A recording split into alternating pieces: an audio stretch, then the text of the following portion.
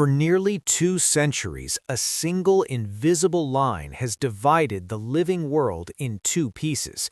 It slices through the Indonesian archipelago, separating Asia's tigers from Australia's kangaroos.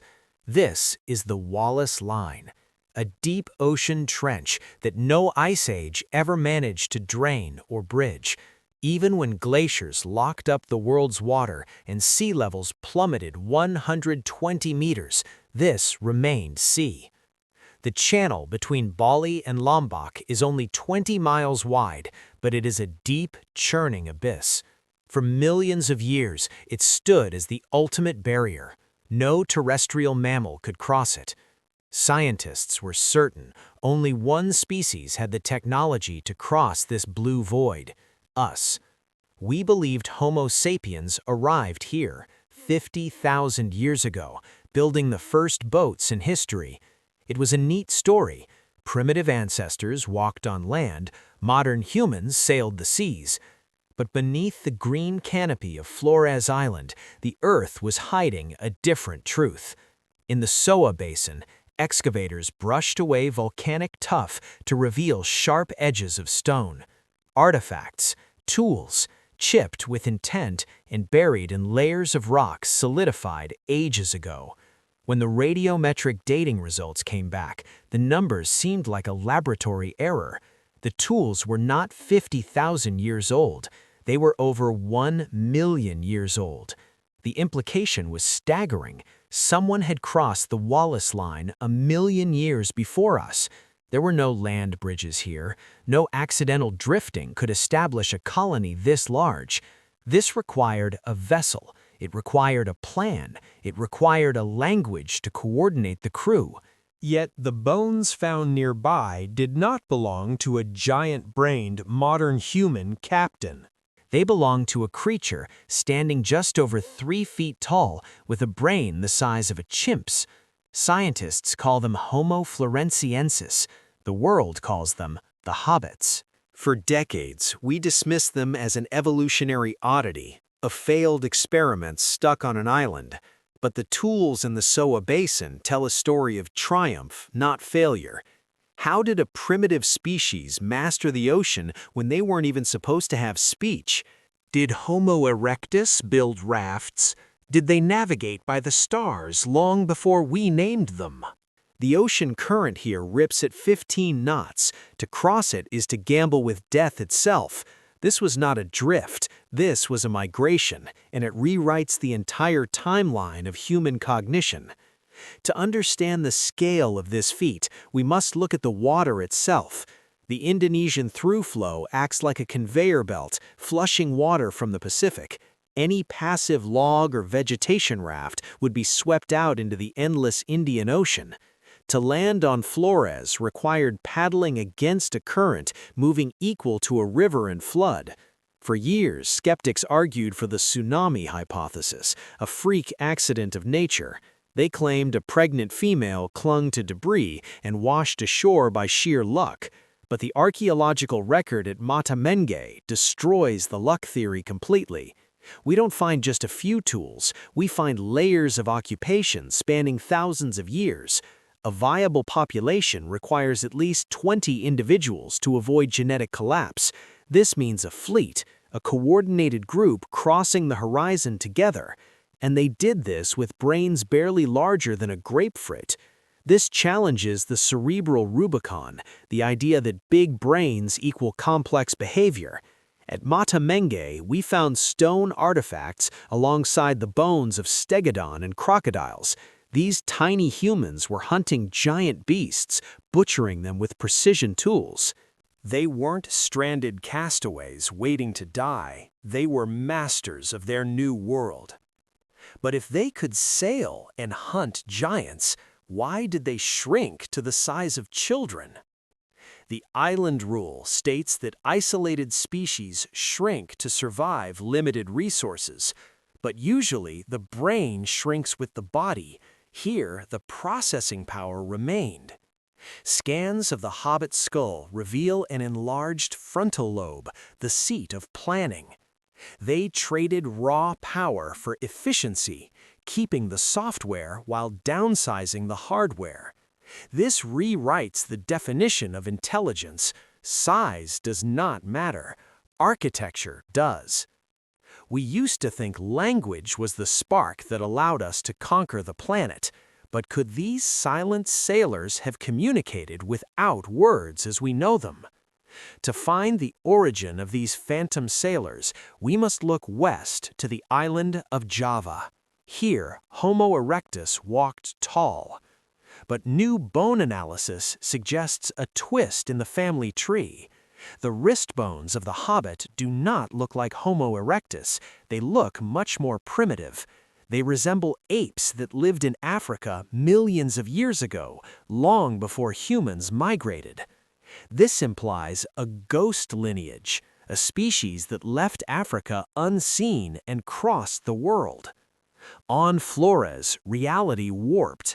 Cut off from the world, evolution began to play a wild game. Rats grew to the size of dogs. Marabou storks stood 6 feet tall, towering over the men, and the apex predator was a lizard. The Komodo dragon, a living dinosaur, hunted them. Imagine the knights, hiding in caves, guarding a small fire, listening to the reptiles. But the most chilling evidence isn't a fossil, it is a whisper passed down by the locals. The Nage people of Flores have a legend of the Ebu Gogo, the grandmother who eats everything. They describe them perfectly, 3 feet tall, hairy, walking awkwardly, murmuring quietly. Legends say they were here when the first modern humans arrived. They were neighbors. We thought we were alone, but for thousands of years, we shared this island with an alien. The timelines overlap. We excavated charcoal in Liangbua Cave dated to just 50,000 years ago. Just as modern humans stepped onto the beach, the Hobbits were still lighting their fires. Did we meet them? Did we trade with them? Or did we destroy them like everything else?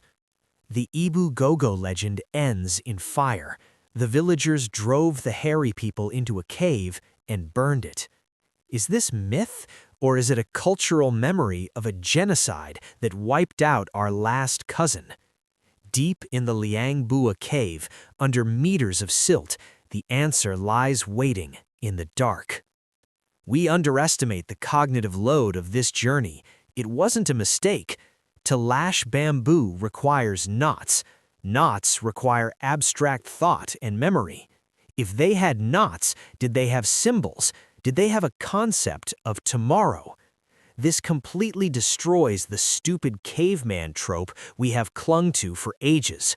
They were not just surviving, they were exploring. They were driven by curiosity. Yet they lasted on this island for 1,000,000 years. We have been here for 300,000. Who is the successful species? The one who conquers or the one that endures? But isolation comes with a terrible price. The gene pool begins to stagnate. Inbreeding, disease, the vulnerability of a small population stuck on a rock. Then, 50,000 years ago, the sky turned dark. The volcanoes woke up. The geological record shows a massive layer of volcanic ash covering the basin. It was an apocalypse. The stegodons died out. The giant storks vanished. Did the hobbits survive the fire, or did they choke on the gray air? Some scientists believe this eruption was the end, a natural extinction event. But the Ebu Gogo legends suggest some of them crawled out of the ashes. If they survived the volcano, they faced a new threat, a taller predator. We arrived with better tools, better language, and a history of violence. Did we see them as people, or did we see them as just another animal to hunt? The line between human and animal is often drawn by the one holding the spear. There is one final twist in the DNA that suggests the story didn't end there. Just like the Denisovans lived on in our blood, did the Hobbits leave a trace? In the shadow of the Liangbua Cave, the Rampasa people live today. They are unique. They stand less than 5 feet tall. Physically, they mirror the ancient hobbits perfectly. Scientists were certain this was the smoking gun. The hobbits didn't die, they mated with us. But when the DNA results returned in 2018, the scientific community was stunned again. The Rampasa have no hobbit DNA. Their small size is a trick of the island itself. It is called convergent evolution. The island forced us to shrink just as it forced them. Nature solved the survival problem the same way twice, separated by 50,000 years.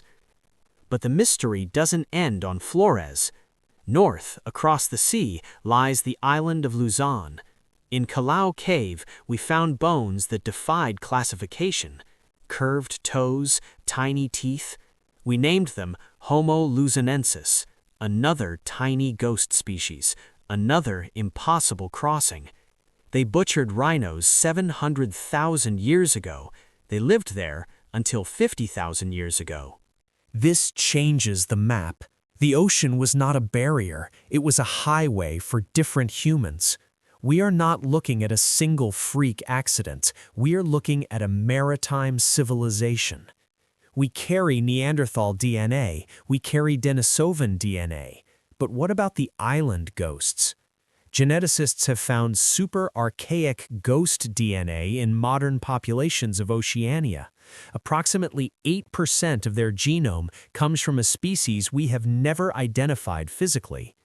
Could this be the signature of the Hobbits, or the Luzon sailors, or someone else? The bones turn to dust in the tropical heat, DNA degrades fast in the humidity, but new technology, like ancient protein analysis, is finally breaking the silence. We are on the verge of proving that the first sailors were not us, they were them.